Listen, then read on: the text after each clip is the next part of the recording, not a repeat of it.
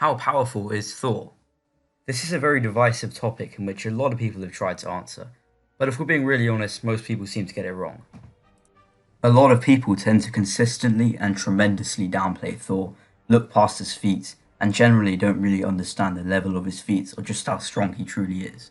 Thor has gotten a lot of attention inside the Marvel Cinematic Universe since his third solo adventure, Thor Ragnarok, and then Avengers Infinity War, where he was by far the coolest thing on screen ever since Hulk in the first Avengers film. However, since Endgame was released and Thor changed, to say the least, Thor's unfortunately gone back to being one of those very overlooked and underrated characters, and it's a shame because this guy is really tough. Over the course of his 7 MCU appearances, Thor has displayed a number of incredible feats and abilities that I don't think get anywhere near as much praise and attention as they deserve, and in today's video I'm going to be doing my best to explain those feats and abilities that Thor has performed inside the MCU and answer the dreaded question: how powerful is MCU Thor?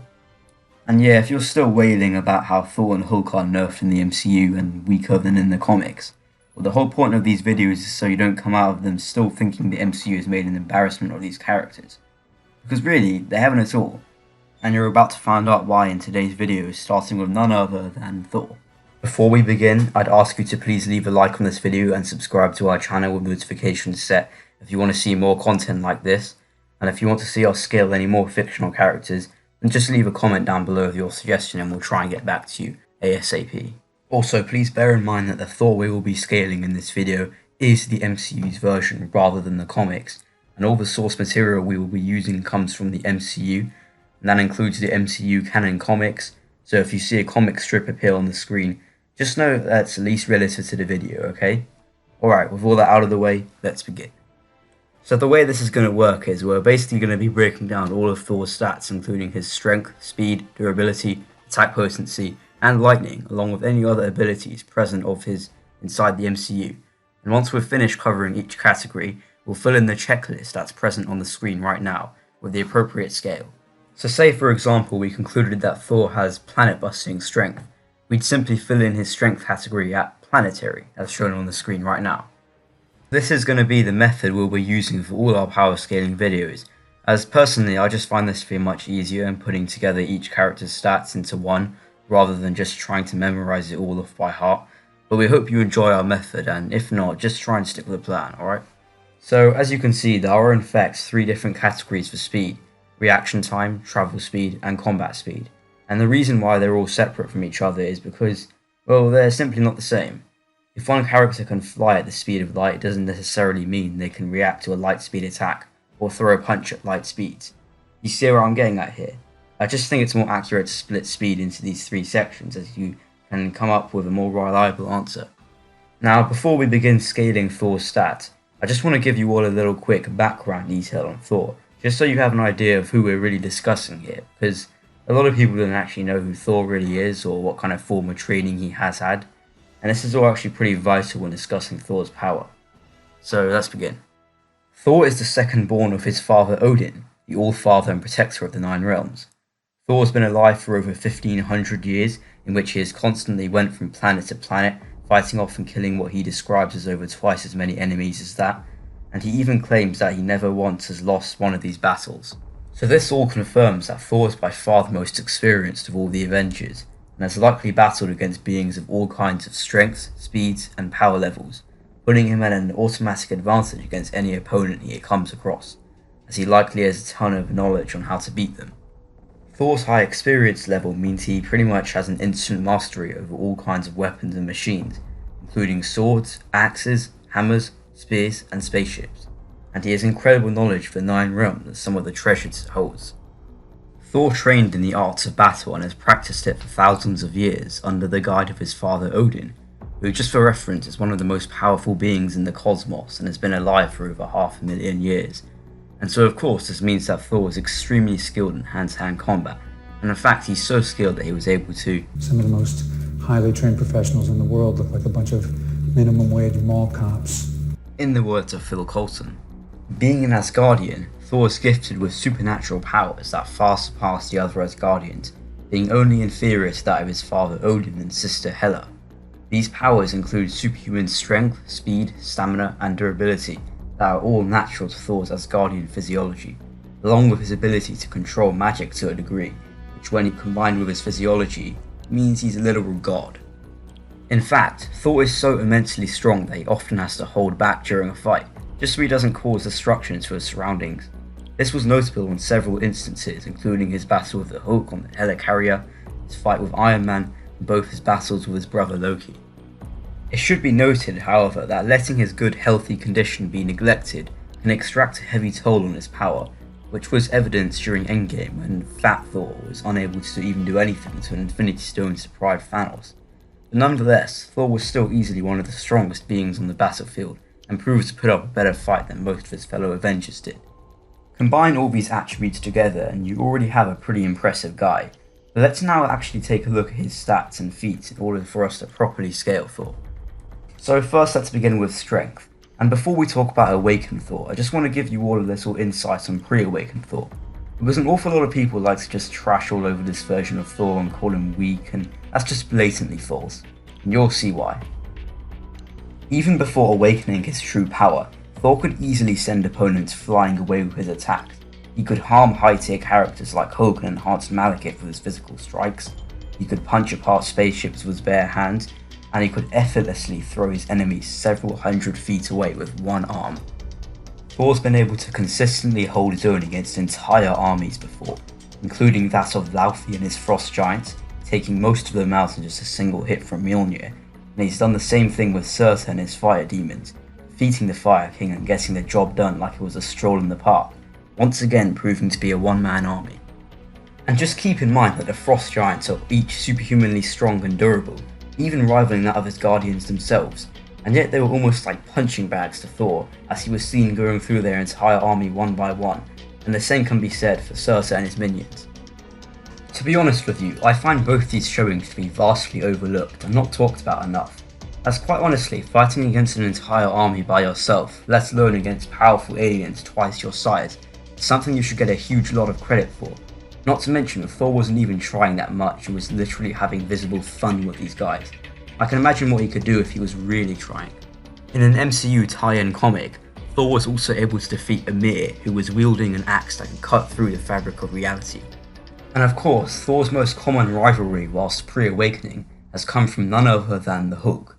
These two have fought it out a bunch of times, and on both occasions Thor has proven to be more than a match for the Hulk in terms of physical strength.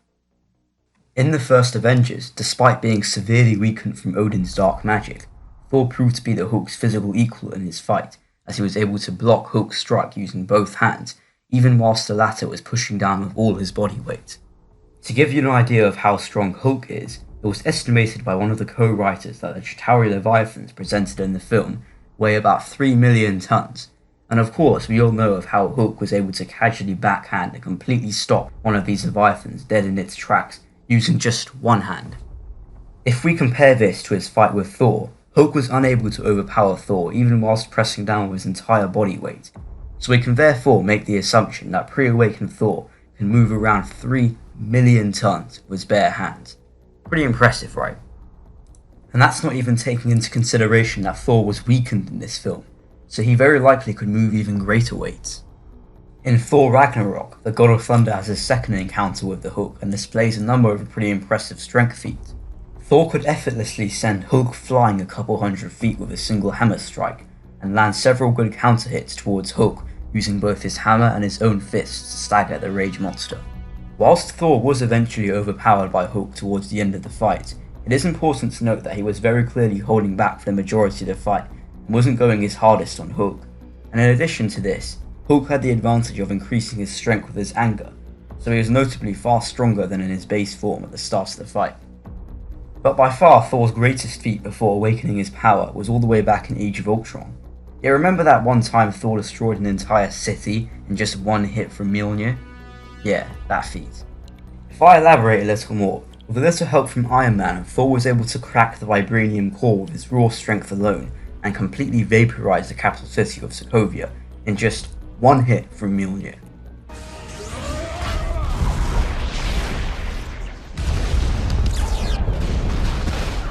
That's pretty insane, right? When calculated, this feat comes in at about 3.266 gigatons.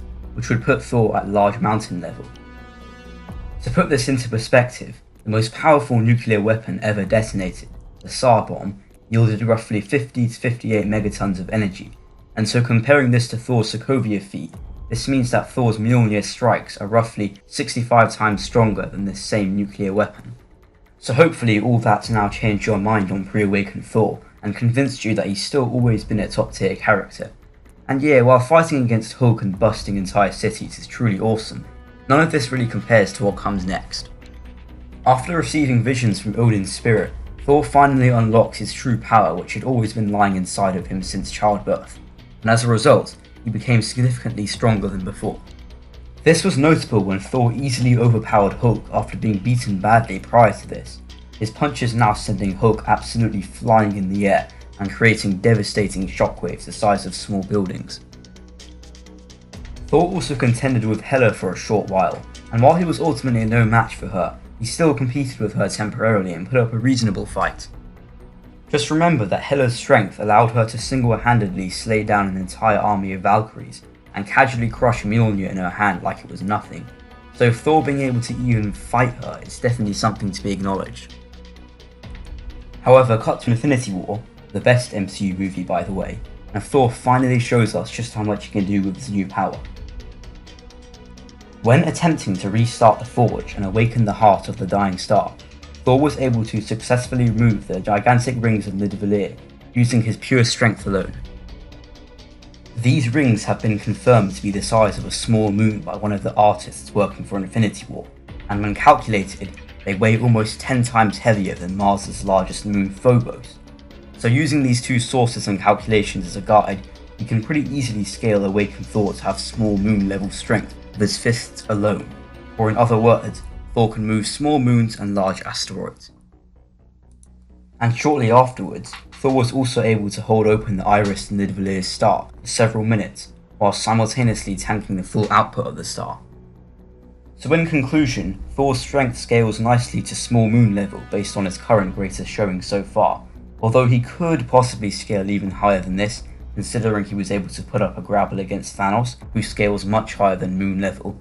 More on that in a future video, but for now we'll keep it as it is, and so we'll add that to the checklist right away. But if you think that's all impressive, well, let's just say you have some serious catching up to do on Thor's durability.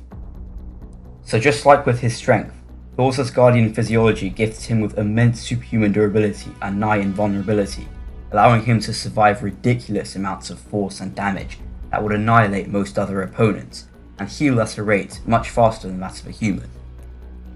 Thor's skin, muscles and bone tissue are all enhanced to significant degrees, making him immune to almost all kinds of man-made weapons, allowing him to survive extreme conditions, including the cold of the Jotunheim, the heat of Muspelheim, and even the vacuum of space itself. In fact, all the way back in Civil War, Ross stated he'll need a couple 30 megaton nukes just to keep Thor and Hulk subdued. Tell me, Captain, do you know where Thor and Banner are right now? If I misplaced a couple of 30 megaton nukes, you can bet there'd be consequences. Which basically confirms my point on Thor being invulnerable to the weapons of man. Thor also seems to have a pretty good track record with speedsters, as he was merely annoyed after being blitzed by Quicksilver smashing into him at supersonic speeds, turning around like nothing happened. He also took blitzes from Iron Man, who at the time could reach speeds exceeding Mach 3, and he even endured his head being pressed up against and later being knocked out of the Bifrost, which is easily a massively faster than light energy source, and pretty much the fastest thing in the entire universe. So the fact that Thor tanks that like a champ means he's pretty much immune to most, if not all, kinds of speed blitzes. However, when it comes to just pure blunt force and physical or energy attacks, Thor's basically a god.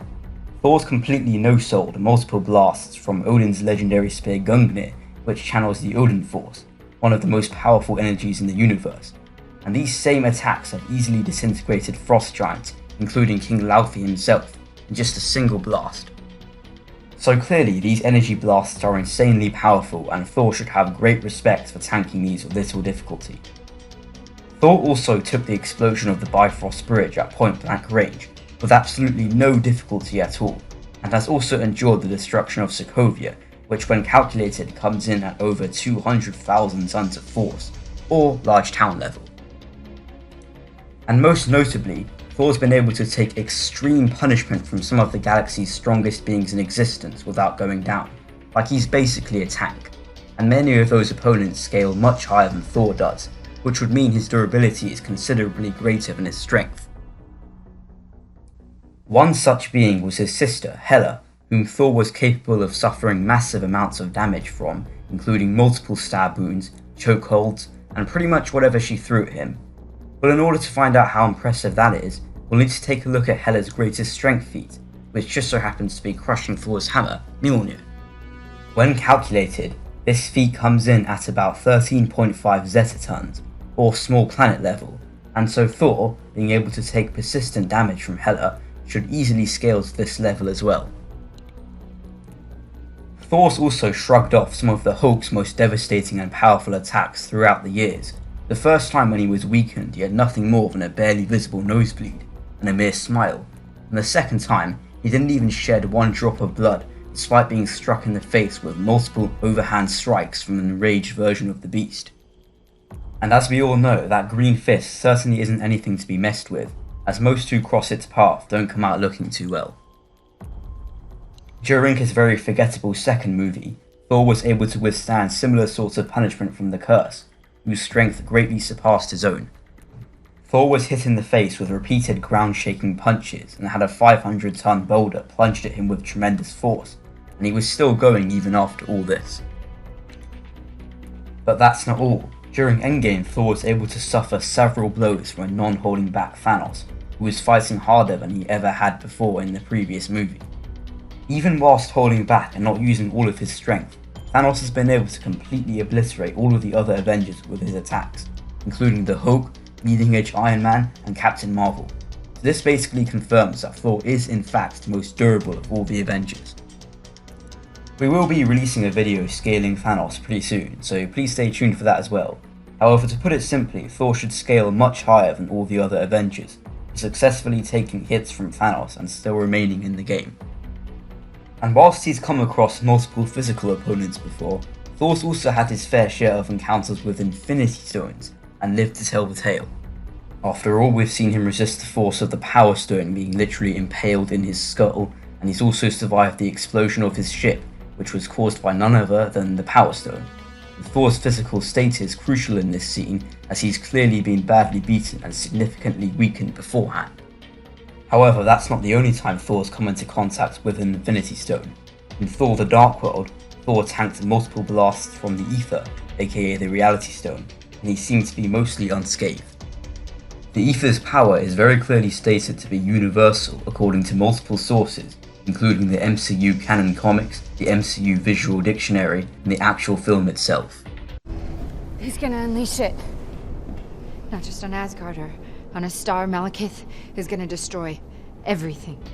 And in case you're a little confused, the Ether has the ability to do things like alter the fabric of reality, transmute objects, and convert matter into dark matter, all of this on a universal level. So whilst Malekith was indeed wielding this universal level power inside of him, it's safe to assume that Thor tanking at least a portion of it should be a somewhat planetary level feat. And don't worry if you're a little perplexed, I will explain. Now yes, we technically have no idea how powerful those blasts really are, or how much of the Ether's power Thor was tanking. However, we do know that the majority of the Infinity Stones, including the Power Stone, the Space Stone, and the Mind Stone, all have the power to destroy a planet, and so in my opinion, it's simply more compatible to scale the Ether's attacks to planetary as well, considering it's also an Infinity Stone. It's a shaky theory, I'll admit, and to be honest with you, you could scale these attacks to wherever you see fit. I just prefer to scale them to planet level, as it fits more in line with the other Infinity Stones and their feats. And the best part about this is that Thor didn't even seem that bothered by these attacks. You know, with all that power, I thought you'd hit harder. Now these are all really fantastic feats for Thor and cement him as one of the toughest beings in existence, but really none of them compare at all to Thor's #1 feat inside the MCU, tanking the full force of a neutron star. Now there are a few things to take note of here before talking about the actual feat itself.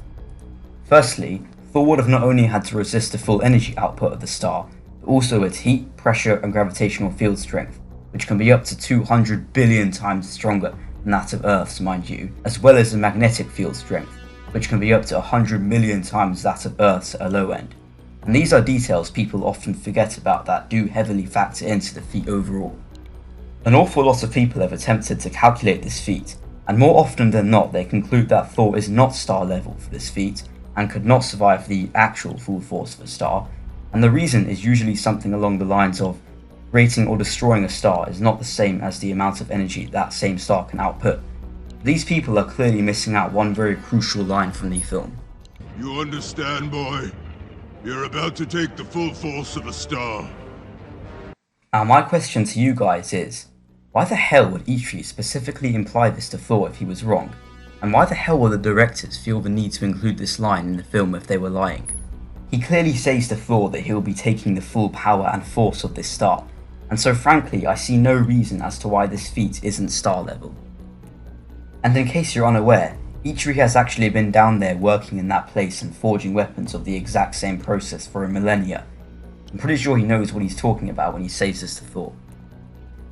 And to support this statement, Nidavellir is a Dyson sphere, which for those of you who don't know, captures a large percentage of the star's energy output and focuses it into one spot, which Thor conveniently happened to be standing right in front of, meaning he quite literally took the full force of a star. So using Eitri's statement as a guide, but also taking into account that this is comparatively a very small star, the quote-unquote full force of a star means that Thor was tanking anywhere between 7.705 and 136.066 tenatons of energy per second, or small star level. However, because Thor was tanking this amount of energy for a significant amount of time, which Eitri actually states would be about a few minutes, it wouldn't be a stretch to highball this feat to standard star level, which is up to 760.516 tenatons of energy at a high end. So to put these numbers into perspective for those non-power scalers out there, the amount of energy Thor was tanking was over 15 septillion times more powerful than the world's most powerful nuclear bomb ever detonated. So pretty damn good for the God of Thunder. And when it comes to speed, well, Thor is actually a lot faster than you might think, despite what most people may say. In terms of travel speed, Thor has access to the Bifrost via Stormbreaker, giving him massively faster than light travel speed. However, even without the Bifrost, Thor can easily reach the speed of sound when in possession of his hammer, and has shown he can speed blitz opponents with pretty impressive speed. Thor's hammer, Mjolnir, is capable of reaching speeds of up to Mach 1133, as shown when it flew from the surface of the Earth right up into space in a matter of seconds. Thor can also blitz opponents using his lightning, which travels at about Mach 352. However, since Thor's lightning is magical in nature, you could argue that it travels faster than normal lightning. And in terms of combat speed, Thor is relative to both his lightning and his hammer's speed, making him at least massively hypersonic plus. Another important feat worth mentioning is how Thor was still seen moving in Quicksilver time, whilst everyone else, including both Iron Man and Ultron, were as still as a statue, and in another scene so was a moving bullet. Quicksilver in Age of Ultron moves at speeds of up to Mach 14,956, which is sub-relativistic, so this feat could in fact be better than the previous two I mentioned. When it comes to reaction time, well, Thor's actually a lot better than what most people may think. Not only has he casually been able to react to and actually see Quicksilver coming his way, but he's also done the same thing with Iron Legion drones, Chitauri energy blasts. He spun his hammer fast enough to block a blast from Cersei's Twilight Sword, and he's also consistently reacted to Malekith's supersonic blasts, some of which he either completely dodged or avoided by himself. But by far Thor's most impressive reaction time feat was back in the first Thor movie, when he was able to react to the Destroyer's instantaneous blasts and deflect those beams using Mjolnir. What's interesting about this feat is if you slow the frame rate right down, you'll actually see those blasts last only one frame, which in theory means Thor could have light speed reaction time, which would make sense seeing how those blasts were stated to be lasers by one of the CGI supervisors for the film. So as you can see, Thor's certainly not a slow guy. He's capable of reacting to and keeping up with some of the fastest beings in the entire galaxy, and his feats prove that very well. So as you all should have noticed by now, Thor's an extremely powerful physical opponent even when he isn't wielding his iconic weapons, as his strength, speed, durability and agility alike are all easily enough to make him a top tier character within the verse. But just how powerful does he become when he is wielding them? Well, when in the possession of either of his weapons, Thor's power is greatly enhanced to significant degrees, as the abilities that come with those weapons are pretty insane and in fact quite unique to Thor. But keep in mind we will be mainly talking about Stormbreaker for these next couple of minutes, since it's the much more powerful one, and really the only one of the two that's actually relevant to awaken Thor's overall power level. Both of Thor's iconic weapons, Mjolnir and Stormbreaker, were forged in the heart of a dying neutron star from what's known as Uru metal, arguably the most durable metal inside the Marvel Cinematic Universe, from what we've seen so far. And this means that both the weapons are virtually indestructible and unbreakable, unless faced against someone of an unimaginable strength level, like say Hela for example. Both weapons enable Thor to fly at high speeds, summon massive lightning bolts and storms, regenerate into a full coating of armor, heal and even resurrect Thor from death, as shown when he was killed by the Destroyer and almost died on Nidavellir, and if lost in battle or left somewhere else, they can be summoned back to Thor from any place in the universe at tremendous speeds, with almost nothing capable of stopping them. Thor's first weapon, Mjolnir, was described by Odin as having no equal to its power and as a weapon to destroy, which is notable in pretty much all of Thor's fights with it. With the weapon, Thor was able to easily overpower Odin-force blasts from the Destroyer, causing town-sized shockwaves on impact and mortally wounding the Uru-armoured robot. Thor could also use Mjolnir in a number of different battle tactics and techniques, such as spinning the hammer like a boomerang, which enabled him to take out hordes of enemies at once, and he could summon massive lightning bolts which would completely obliterate Chitauri Leviathans, break apart the ether into 1,000 tiny pieces, and practically split the Jotunheim city in half. And of course, once the hammer was enchanted by Odin, no one other than those deemed worthy are capable of even lifting the hammer, and thus far those beings consist of only Odin, Vision, Captain America, and of course Thor, which theoretically means Thor could just drop his hammer onto someone's body and just leave them there for as long as he wants, unless of course they are indeed worthy and can lift the hammer. Mjolnir's greatest feat in the hands of Thor was of course destroying the city of Sokovia, which we talked about a little earlier, but that doesn't even hold a candle to the power of Thor's new weapon, Stormbreaker.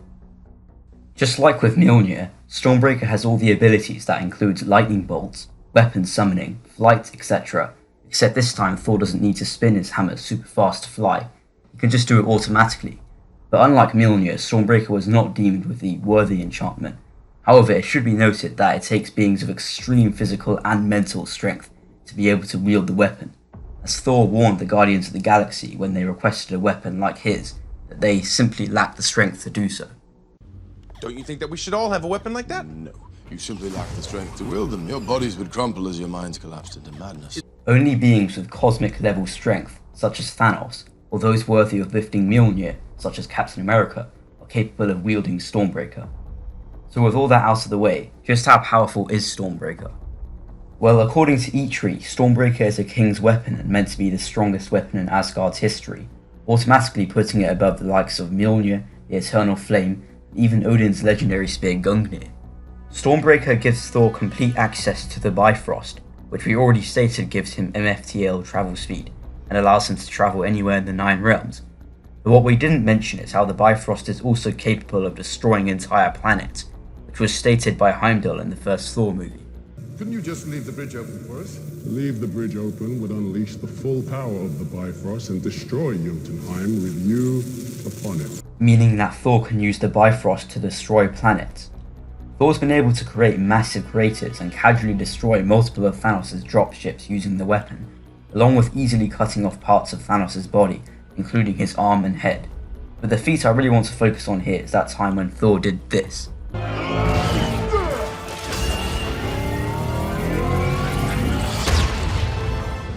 Now I'm sure you're all aware of this already, but in case you're not, that was a fully completed Infinity Gauntlet right there, with all 6 of the stones mounted into the glove, and the blast fired at Thor was from all of them at once. So with that in mind, one could possibly argue that was a universal level attack thrown at Thor there, but since the Russo brothers have confirmed that Stormbreaker isn't as strong as the Infinity Gauntlet, let's try taking this from another route. So using pretty basic feats and knowledge of each of the stones and their power levels, we can estimate the power of this blast that was thrown at Thor and therefore scale the feat. During Guardians of the Galaxy, we were shown Aeson the Searcher destroying an entire planet using the Power Stone alone, a feat which has been calced at 5.2 ninotons of energy, and we were later told in Infinity War that Thanos used the Power Stone to decimate Xandar, another planet within the MCU.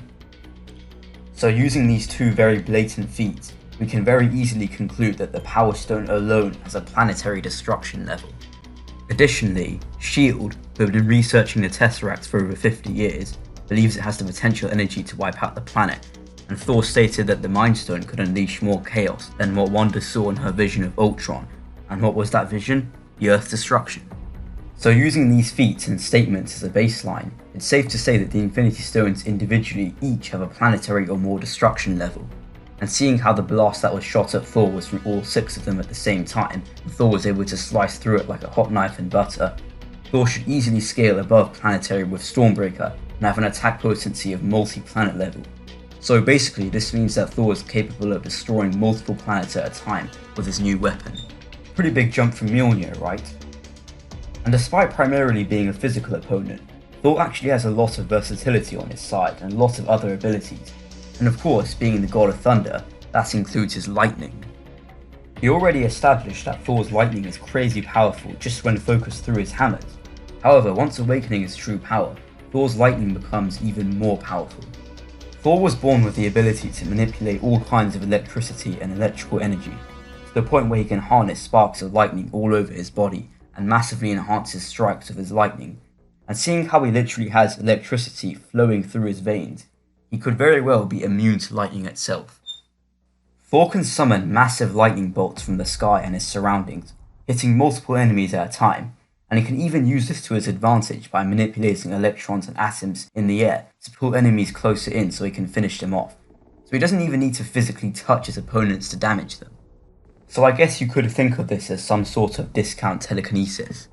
And yes, whilst Thor technically can't fly without his hammers, he can still launch himself considerable distances and use his lightning to hover and glide in the air for a short amount of time. So I guess he sort of can fly. Thor's most impressive feat with his lightning alone was when he broke off part of the Rainbow Bridge during Circe's prophecy. We know that back in Thor 1, it took a total of 10 strikes from Mjolnir in order to perform the same feat. And we also know from Thor's Sokovia feat that a single hit from Mjolnir can generate up to 3.266 gigatons of force. So bearing in mind that each Mjolnir strike is this powerful, and it took 10 of these strikes to break the Rainbow Bridge, then Thor would have had to generate roughly 32.66 gigatons of energy in order to perform the same feat, which equals to island level in power scaling terms. As far as we've been shown, that is the peak of Thor's lightning so far. However, I'm sure we'll be shown more of it in future movies, as lightning is quite literally his most well attributed ability. And as for other abilities, well, Thor's not short of them at all. Being an Asgardian, Thor is gifted with many magical and supernatural abilities. He can transform and disguise his hammer into a different object, such as when he arrived on Earth and changed it into an umbrella, and when it's time for battle, Thor can instantly transform back into his warrior attire and regenerates his armor at will. Thor was born with the ability to manipulate and control the weather, hence his name, the God of Thunder, as he has been shown creating massive storms and tornadoes on several occasions. Based on what we've seen, Thor seems to have an automatic mastery of this ability, as he can easily alter the weather exactly to his liking, which was evidenced when he kept the rain from falling on Jane Foster, despite everywhere else being flooded with rain. However, Thor can actually get pretty destructive with this ability as well. Nick Fury states in the first Avengers film that Thor's battle with the Destroyer had a grudge match that leveled a small town, which would logically scale Thor's tornadoes to small town level at a low end. And even better, Thor's largest storm has been calculated at large mountain level, which was the one he summoned in Endgame in case you're wondering. And finally, when it comes to weaknesses, well, Thor basically has none, at least that we know of yet. Weakness? None? So as you can all hopefully see by now, Thor really is an extremely powerful character, which I think a lot of people tend to either ignore or just downplay. And it's a real shame when you take a good look at all the feats and abilities that he has shown over the course of his MCU appearances. Seriously, tanking the full force of a neutron star and wielding a weapon capable of overpowering a blast from the fully completed Infinity Gauntlet are easily some of the best feats performed by any live-action fictional character. And even in the MCU alone, I would still say Thor's feats are up there for some of the most mind-blowing. And I mean, as you can see just by his stats right in front of you, Thor's clearly no joke. He's basically an all-rounder if we're being honest. So in conclusion, Thor is most definitely a worthy physical opponent, with his physical attacks and strikes equaling to small moon level, and him being able to endure the power of a star means he's already very hard to overpower, let alone harm, and he's also got tons of versatility on his side, including a host of unique and useful abilities, namely his lightning. And to top it off, having a weapon with virtually unmatched power in the universe, and such a close bond to Thor, means he can take out basically anyone he targets. And in combination with all that, Thor's equally an incredibly fast opponent. I mean, he has access to the Bifrost, but he's also a really swift combatant, scaling at massively hypersonic combat speed wise, and being capable of reacting to blasts possibly as quick as light itself. Simply put it, Thor in the MCU is ridiculously powerful. He's always been. He's beaten the Destroyer in less than a few minutes. He's held his own against an entire army of superhumans. He's managed to defeat Malekith wielding the Ether. He's been able to fight against Hela, the goddess of death, and suffer painful attacks from her, and he's even proved himself a one-man army in his prime. So huge respect to my man Thor for proving himself to be as powerful and awesome as he is, and I really hope to see more of him in the future. All of the calculations used in this video are linked in the description, in case you're wondering where some of these numbers came from. But other than that, this is the best we've seen of Thor so far, and the highest I can really scale him as of now. But hopefully by Thor Love and Thunder we'll get to see more of Thor and what he can do, especially considering Chris Hemsworth has confirmed Thor will be at his strongest in this film. If you enjoyed this video, then please feel free to drop a like on it, subscribe to the channel, and leave any suggestions for future power scaling videos down below. We really appreciate your support and will continue making more of these videos for you guys, as long as they are well received. Thanks for watching, I'll see you next time.